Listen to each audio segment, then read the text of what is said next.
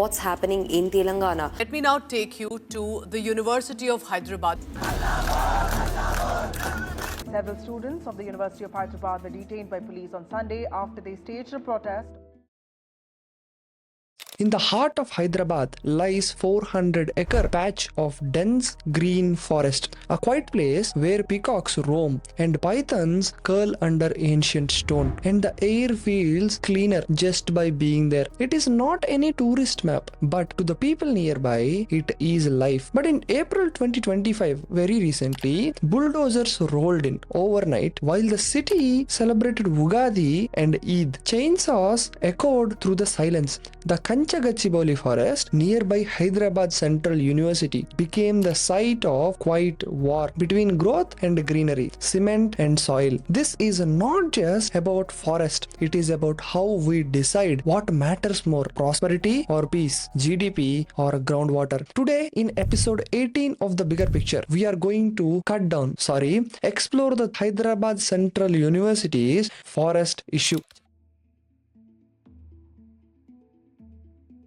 On April 3, 2025, the Supreme Court of India halted all deforestation activities in Gachibowli forest. A suo motu intervention, a rare legal move, was triggered by reports the Telangana government had started felling trees quietly over the Ugadi Eid weekend. The urgency was palpable. By 3:30 p.m. the same day, Supreme Court have instructed Telangana's High Court's registrar to inspect the site. Media reports, satellite images, and student protests had brought a 400-acre environmental crisis into national focus. What is at risk? A vital urban forest home to at least 8 scheduled species which are covered under Wildlife Protection Act. Previously on April 2nd, the Telangana High Court had already issued a stay order following appeals filed by HCU students and NGOs like Vata Foundation. But the cutting had begun regardless. The Supreme Court fast-tracked the action, showed the judiciary was not willing to look away this time. Here we have to see the choice of timing taken by the government. Major holidays, less scrutiny, less resistance, and perhaps less hope.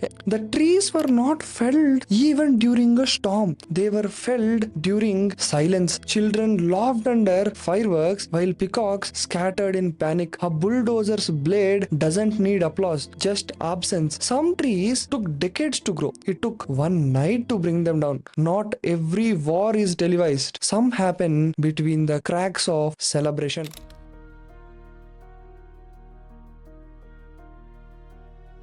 This wasn't just empty land. The HCU forest, often called Gachibowli, was home to over 700 plant species, 200 plus bird species, including migratory birds, and rare animals like Indian rock python, Bengal monitor lizard, and Hyderabad tree trunk spider, found nowhere else in the world. Within it lay ancient rock formations like Mushroom Rock and water bodies like Peacock and Buffalo Lakes. These were not tourist spots. They were breathing organs of city, rapidly choking under development. Studies from WWF, World Wildlife Fund, and Hyderabad Central University had long documented its biodiversity. In fact, the university had planned a bioreserve here. It wasn't just a patch of green. It was a classroom, a climate regulator, a carbon sink. Area helped reduce the urban heat island effect, maintaining city temperature up to 4 degrees Celsius. It helped recharge groundwater in city, increasingly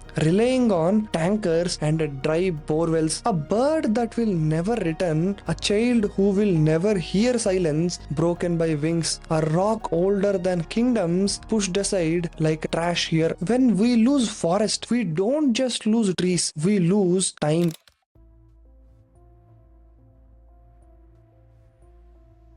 The land was originally part of HCU's 2324-acre grant in 1975, but through administrative reassignments and court rulings, Telangana state claimed ownership. In 2004, 400 acres were allotted to IMG Academics for sports infrastructure. The project was abandoned later, and by 2022 and again in May 2024, courts upheld the government's claim. The university, however, argues historical rights and environmental significance should override technical ownership. They cite the Supreme Court's Godavarman ruling in 1996. It prioritized ecological characteristics over revenue records in determining what constitutes a forest. The petitioners also invoked the Forest Conservation Act and the WALTA Act, which is Water, Land and Trees Act. The lack of environmental impact assessment before deforestation began further complicated matters.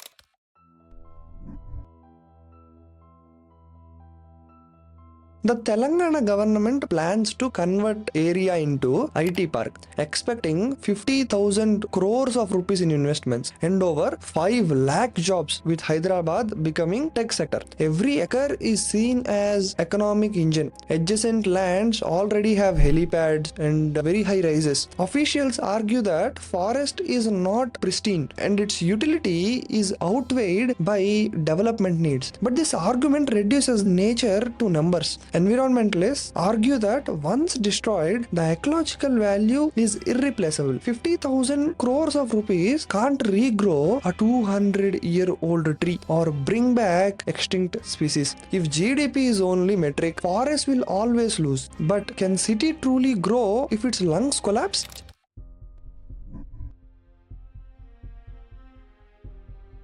Students marched, local communities protested, ecologists issued urgent statements. The Vata Foundation, active since 2008, has documented wildlife migrations, nestling patterns, and interdependence of these species. This wasn't resistance for resistance sake. It was science, tradition, memory, all pleading for pause.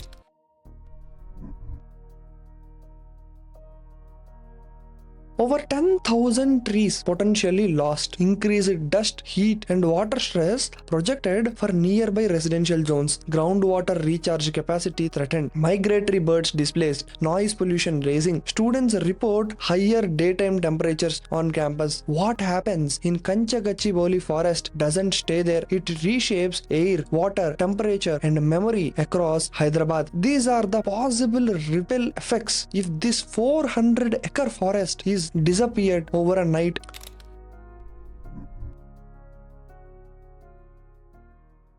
Urban forests are not accidental. They are memory keepers of a city. Hyderabad is not alone. Bengaluru, Mumbai, Delhi, all are losing green spaces in silence. In 2023, CSC study noted that Indian cities lost 32% of green cover in just one decade. This is not just Hyderabad's story. It is an Indian crisis. Cities expanding without soul. What will we remember 20 years from now? The startup unicorns or the silence of peacock at dawn?